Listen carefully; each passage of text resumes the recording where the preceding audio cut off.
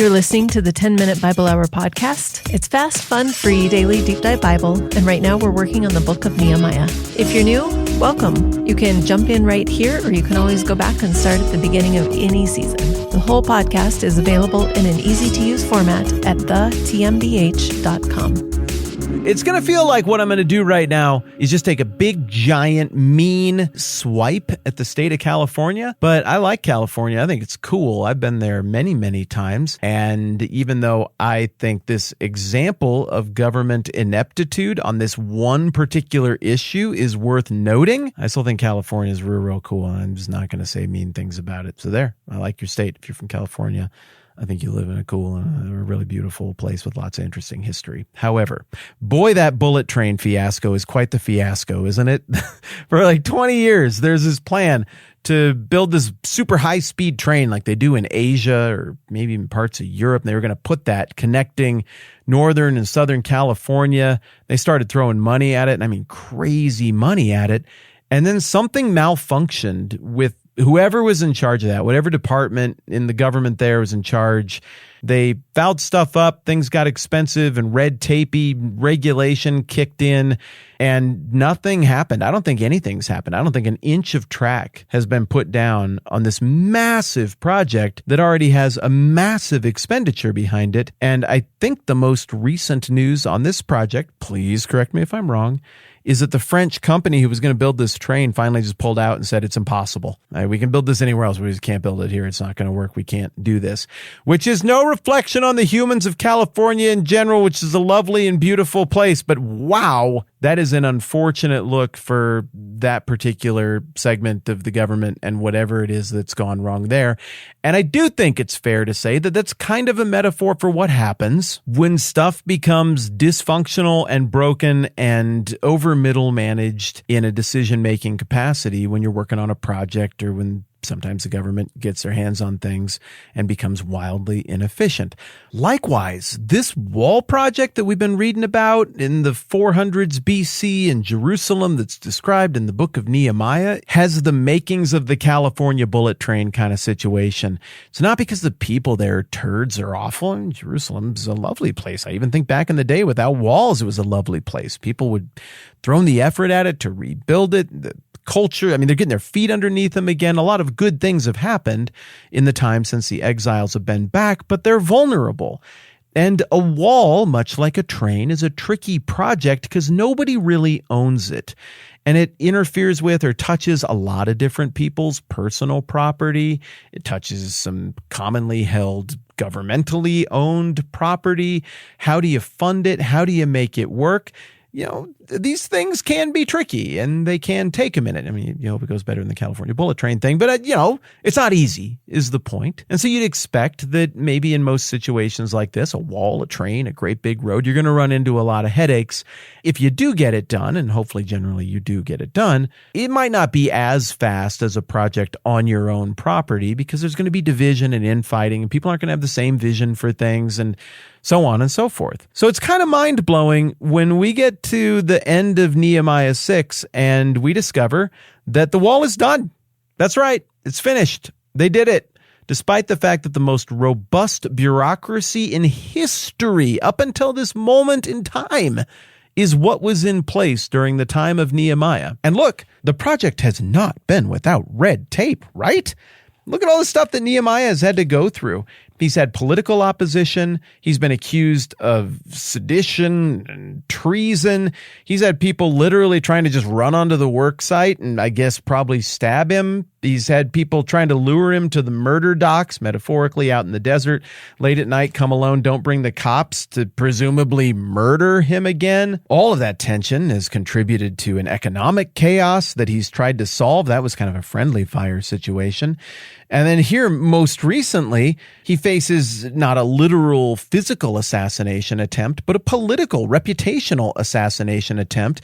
And it comes on two fronts from two people who theoretically on his side. Shemaiah, the son of Delaiah, tough name, the son of Mehetabel, tough name also. He got hired by Tobiah and Geshem and Sanballat, the enemies of the whole project who were trying to keep the wall from getting built.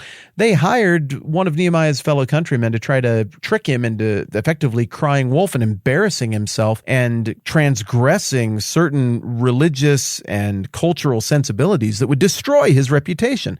Nehemiah sniffed it out. He didn't fall for it. And then in addition to that, apparently prophets were hired from within the ranks of the Jewish returning exiles to try to ruin Nehemiah as well in the Dune Bene Gesserit witch fashion, try to seed false prophecy and false narratives religiously all around to undermine the project and cause the people to lose heart and lose faith in their leader. Somehow, Nehemiah sniffed that out and he got through it as well. This guy's made of metal. He's got ice in his veins. He can do anything. Apparently he can do anything, because even if there was no opposition to accomplish any public works project at all, let alone one of this size in 52 days, is mind-boggling.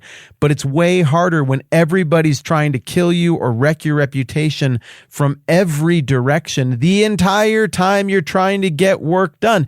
He couldn't even use all of his workers to work the whole time because they had to do split shifts, wearing armor and carrying spears, just making sure nobody would break into the work site and start murdering people.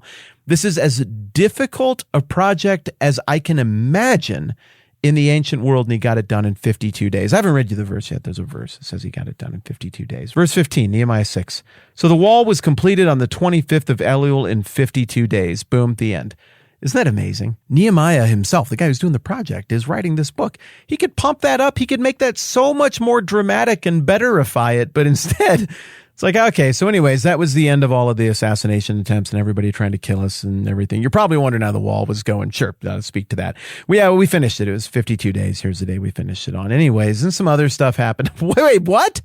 You accomplished a public works project that encompasses the entire city in 52 days, and you did it by employing all the normal people and pulling them out of their shops and businesses and hovels and thatched roof cottages, and you roped them into this project and taught them how to build things while keeping them from getting murdered and overcoming bureaucratic red tape and attempts to stall this thing out and tie it up in court for decades on end. You did that in 52 days, and you gave us one sentence to commemorate it. I lived in a place one time where a road just broke. It was a real pity. You couldn't really drive on it anymore. It broke that bad. The road broke. They brought in somebody to fix the road. It was not a big chunk of road. It was just a tiny little chunk of road, but it broke, and we really needed that chunk of road. You had to have the chunk of road in order for things to work for a huge percentage of this community. For most of the time I lived in that place, that road was just broken. Couldn't get it done. It wasn't huge. I think you probably could have had a couple private companies rally together and go do it and be like, there, now the thing's done. That's it. Now that whole part of the community is open again and we can use it. But instead, it was years and years and years and years that tiny chunk of road was broken and impassable. We still paid taxes the whole time. Don't get me wrong. They made sure to collect all of those. The most obvious thing everybody would want fixed was that tiny little chunk of road. I'm guessing every single one of you can think of something that you've sat there and looked at in your community for far longer than it should have taken to get that thing fixed. The Californians are not alone in their slow build and slow process, though. I mean, the bullet train, that's kind of, that one was a lot. Nope, this is just the nature of these kind of things sometimes. And when you think about those things in your community that have become a metaphor for what the heck are we doing here, guys? How can something this simple take so long? When you think about that, I think you and I will appreciate all the more what Nehemiah accomplished in 52 days with people who it's not even probably their job to do the work, while people were actively trying to murder him. I didn't see anybody actively trying to murder anybody who was involved in fixing that tiny little stretch of road in that community I used to live in. This is an amazing accomplishment, whether you're talking about right now or 2,500 years ago, and I am going to reach across the span of time and high five every single one of the people involved in making this thing go. 52 days. You people rule. I admire you, and I am taking notes. We got mop-up duty on the end of chapter 6 tomorrow, and then we're into 7 after that, which means we get the little Arrested Development thing we're doing at the beginning of every chapter. I've missed it. I'm excited to get it cooking again. All right. I'm Matt. This is the 10-Minute Bible Hour Podcast. Let's do this again soon.